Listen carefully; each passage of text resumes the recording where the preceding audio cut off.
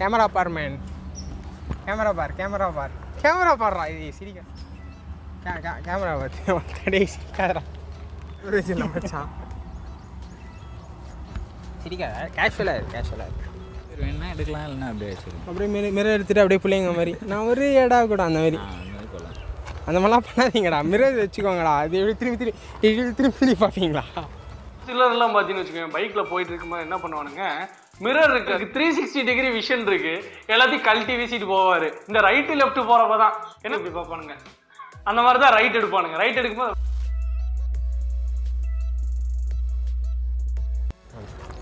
Hey, hi guys, it's me Raghul Raaj. So இன்றைக்கி சேனலில் என்ன வீடியோ பார்க்க போகிறோம் பார்த்தீங்கன்னா, Honda Dio DLX மாடலோட ஓனர்ஷிப் ரிவ்யூ தான் பார்க்க போகிறோம். ஆக்சுவலாக அந்த பைக் வந்து நான் ரிவ்யூ பண்ணிட்டேன், நானும் பைக் ஓட்டிட்டேன். ஸோ இப்போ நம்ம வந்து ஒரு சில விஷயங்கள்லாம் வந்து ஓனர் கேட்டு தெரிஞ்சுப்போம். ஸோ என் ஃப்ரெண்டு தான் வந்து ஓனர், இந்த பைக்கோட ஓனர். ஸோ சொல்கிறேன் அவனை பற்றி. நான் புவனேஷ்குமார். நான் இப்போ வந்து பிகாம் ஃபைனல் இயர் பண்ணுறேன். சீனியர் அப்படியே சொல்லலாம். வேறு என்ன இல்லை, இப்போதைக்கு வெட்டியாக இருக்கேன். ஸோ பைக் எடுத்து எக்ஸாக்டாக 1 year ஆகுது. ஜூனில் எடுத்தது, போன வருஷம் ஜூனில் எடுத்தது. லாக்டவுனில் எடுத்ததுனால அவ்வளோ ஓட்டம் இல்லை வண்டி. எவ்வளோ கிலோமீட்டர் கவர் பண்ணியிருக்கா? 7000 ப்ளஸ் இருக்கும், 7500 கிட்டே இருக்கும். அதே மாதிரி வந்து வண்டி நல்ல மைலேஜும் தருது. முன்னாடி வந்து வாங்கும்போது 59 இருந்துச்சு, இப்போ 64 கிட்ட வருது. 64 கிட்ட வருது ஓரளவுக்கு. ஓகே.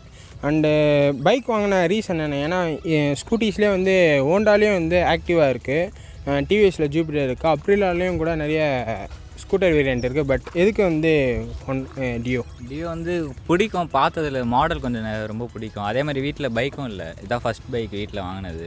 அதே மாதிரி முன்னாடி லோடு ஏதாச்சும் ஏற்றணுனாலும் ஏற்றிக்கலாம், அது யூஸ் ஆகுன்றதுனால அப்படி வாங்கினது.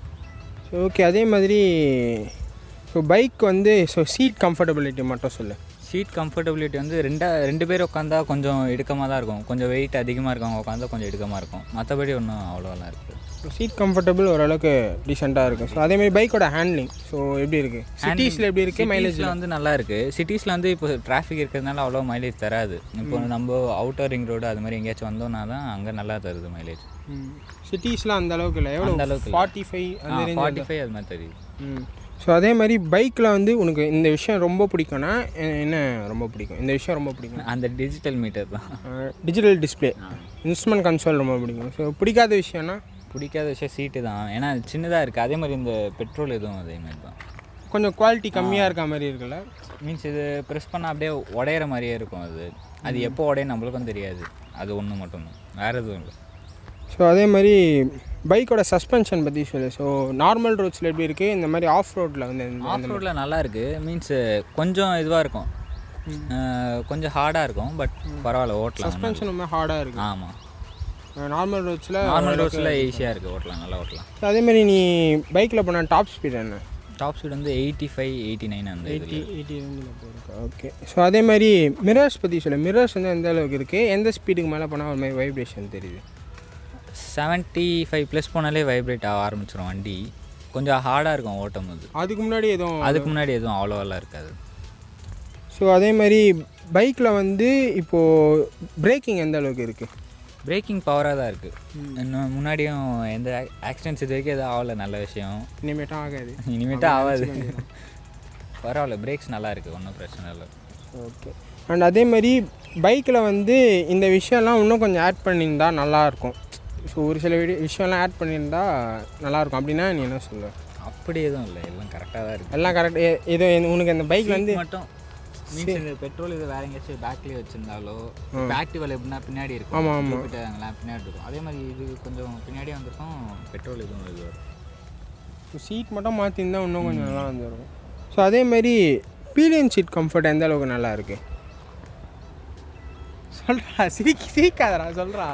பரவாயில்ல, நல்லா தான் இருக்குது. மீன்ஸ் இப்போது அவங்களே கம்பெனிலேயே கொடுக்குற சீட்டுன்றதுனால ஓரளவுக்கு இதுவாக தான் இருக்கும். நம்மளாக ஏதாச்சும் மாற்றணும்னா அது வேணால் ஓகேவா. ஸோ அதேமாதிரி பைக்கில் நீ எதாவது மாடிஃபை பண்ணியிருக்கியா? இது வரைக்கும் எதுவும் பண்ணல. அவங்க இண்டிகேட்டர் சவுண்ட்ஸ் எதுவுமே கொடுக்கல. சவுண்ட்லாம் நம்மளே தான் இது பண்ணது, இதில் இண்டிகேட்டர்ஸ் இதுக்கெலாம். சரி, ஓகே. அப்படியே மாடிஃபை பண்ணாலும் எந்த மாதிரி மாடிஃபை பண்ணுற ஐடியாவில் இருக்கா? கலர் ஏதாச்சும் இது மாதிரி பண்ணலாம், அப்படி இல்லைன்னா லைட்ஸ், ஃப்ரண்ட்டில் லைட்ஸ் இருக்குல்ல, அது இது பண்ணலாம். ஓகே. ஸோ அதே மாதிரி வேணா எடுக்கலாம், இல்லைன்னா அப்படியே வச்சுருக்கோம். அப்படியே மிரர் எடுத்துகிட்டு அப்படியே பிள்ளைங்க மாதிரி நான் ஒரு ஏடா கூட அந்த மாதிரி.